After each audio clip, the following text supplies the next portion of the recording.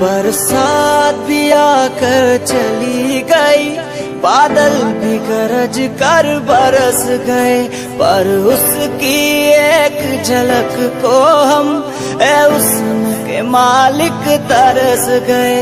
कब प्यास बुझे इन आँखों की, दिन रात ये दुखड़ा रहता है।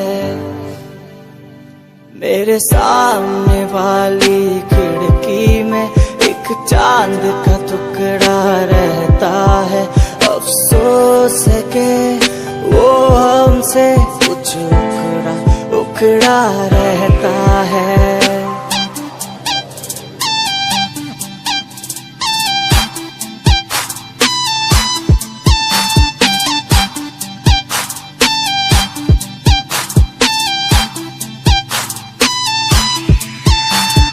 रोज से देखा है उसको, हम शमा जलाना भूल